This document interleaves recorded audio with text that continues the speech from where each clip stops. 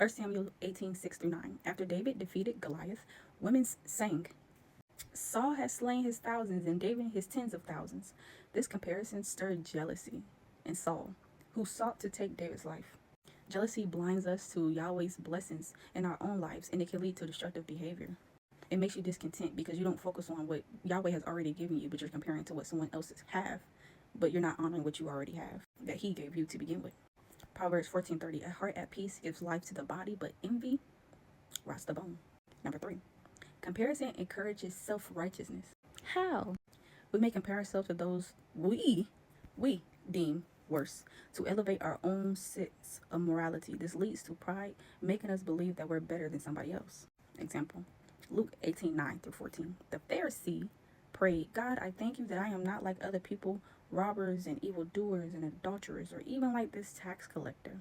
The audacity. Meanwhile, the tax collector humbly asked for mercy. Jesus praised the tax collector, not the Pharisee.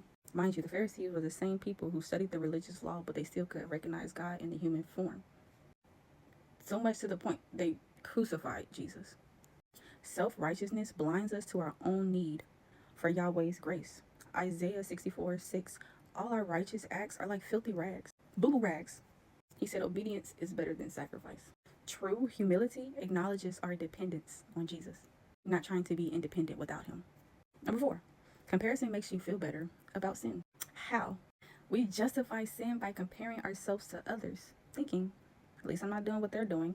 This mindset downplays the seriousness of our wrongdoing, and it tries to downplay sin, as if sin doesn't lead to death. All sin leads to death. We're not measuring sin off a society's standard. We're measuring sin off Jesus' standard, which is death, which is hell. So we justify these sins by trying to opt out of responsibility. We don't like that pressure of accountability. And so it feels better to compare someone else's sin to make you seem like you're a much better person, or you're not as bad as they are. Example, Matthew 7:3-5. Jesus said, why do you look at the speck of sawdust in your brother's eye and pay no attention to the plank in your own eye?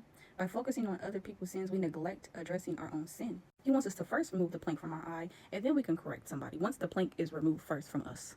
Because if it's not removed from ourselves and we're trying to talk somebody else's sin, that makes you a hypocrite. Sin, no matter how small it seems to us, it still separates us from God. Romans 3:23. For all have sinned and fallen short of the glory of God. Comparison distracts us from living in alignment with the purpose that Jesus has prepared for us. And instead of comparing, we are called to focus on our own unique relationship with Jesus and his plan that he has for us. Paul reminds us in Galatians 6:4-5. Each one should test their own actions. Then they can take pride in themselves alone without comparing themselves to someone else, for each one should carry their own load.